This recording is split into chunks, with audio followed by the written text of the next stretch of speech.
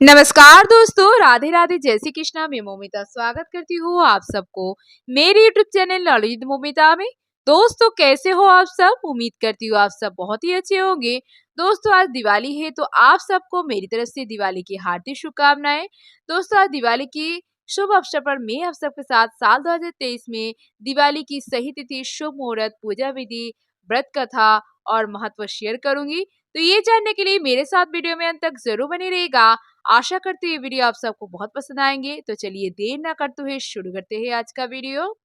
जय माँ लक्ष्मी, जय श्री हरि विष्णु, जय माता काली, जय गणपति बाप्पा।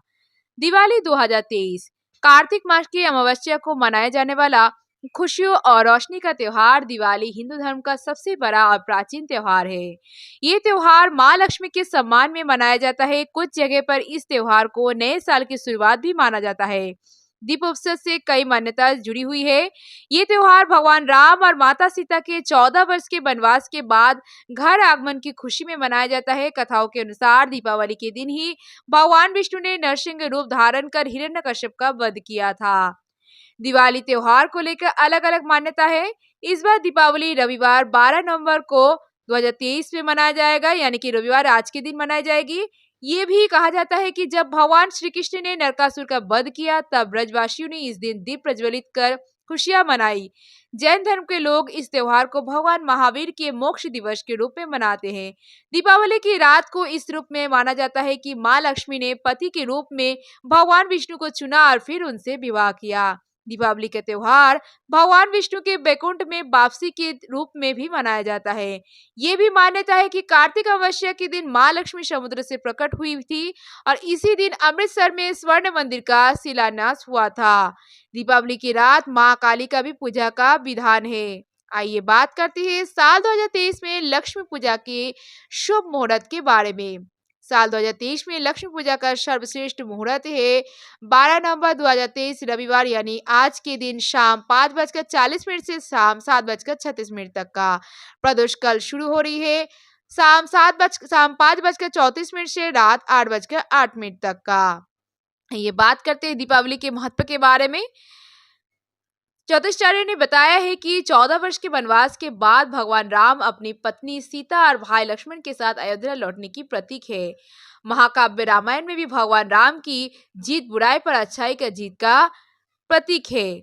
और ज्योतिषाचार्य ने बताया कि दीपावली का त्योहार आते ही घर में एक अलग सा माहौल नजर आने लगता है। जहां एक तरफ पूरे घर को सजाया जाता है, वहीं भगवान गणेश और लक्ष्मी जी की पूजा का भी तैयारियां शुरू हो जाते हैं। और कहा जाता है कि इस दिन माँ लक्ष्मी घर में वास करती है। अगर दिवाली में माँ लक्ष्मी को खुश कर लिया तो घर में कभी भी धन की समस्या नहीं होती।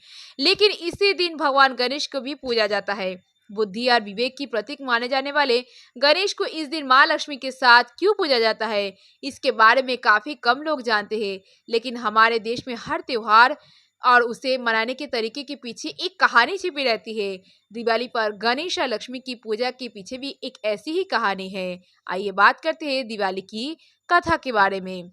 ज्योतिष सर ने बताया है कि ग्रंथों के मुताबिक एक बार एक वैराग्य साधु को राज सुख भोगने की इच्छा जागृत हुई। इसके लिए उसने माँ लक्ष्मी की आराधना शुरू की। उसकी कड़ी तपस्या और आराधना से लक्ष्मी जी प्रसन्न हुई। उसे दर्शन देकर वरदान दिया कि उसे उच्च पद और सम्मान प्राप्त होगा। इसके बाद वह साधु राज दरबार में पहुंचा और वरदान मिलने से उसे अभिमान हो गया था। उसने भरे दरबार में राजा को धक्का मारा और जिससे राजा का मुकुट नीचे गिर गया। राजा व उसके साथी उसे मारने के लिए दौड़े, लेकिन इसी बीच राजा के गिरे हुए मुकुट से एक काला नाग निकलकर बाहर आया और सभी चौंक गए और साधु को चमत्कारी समझकर उसकी जय जयकार करने लगे। राजा ने इस बात से प्रसन्न होकर साधु को अपना मंत्री बना लिया और उस साधु को रहने के लिए अलग से महल भी दे दिया गया। और राजा को एक दिन वह साधु भरे दरबार से हाथ खींचकर बाहर ले गया और ये देख दरबारी जन भी पीछे भागे और सभी के बाहर जाते ही भूकंप आया और भवन खंडहर में तब्दील हो गया और लोगों को लगा कि साधु ने सबकी जान बचाई। इसके बाद साधु का मान सम्मान और भी ज्यादा बढ़ गया।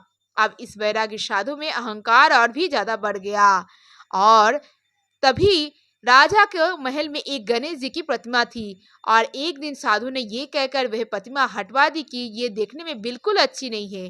कहा जाता है कि साधु के इस कार्य से गणेश जी रुष्ट हो गए। उसी दिन से उस मंत्री बने साधु की बुद्धि भ्रष्ट होना शुरू हो गई और वह ऐसा काम करने लगा जो लोगों की नजरों में काफी बुरे थे। इसे देखते हुए राजा ने उस साधु से नाराज होकर उसे कारागार में डाल दिया।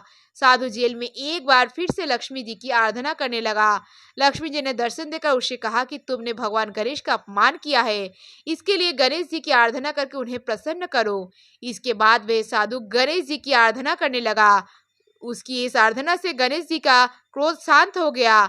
एक रात गणेश जी ने राजा को सपने में आकर कहा कि साधु को फिर से मंत्री बनाया जाए और राजा ने आदेश का पालन करते हुए साधु को मंत्री पद दे दिया।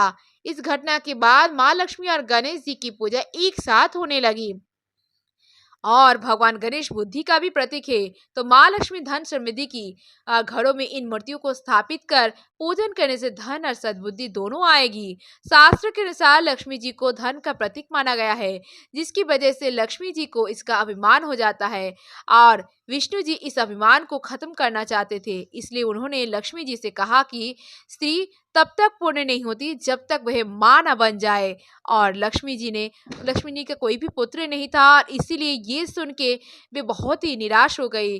तब वे देवी पार्वती के पास गई और पार्वती जी को 2 पुत्र थे, इसलिए लक्ष्मी जी ने उनसे एक पुत्र को गोद लेने को कहा।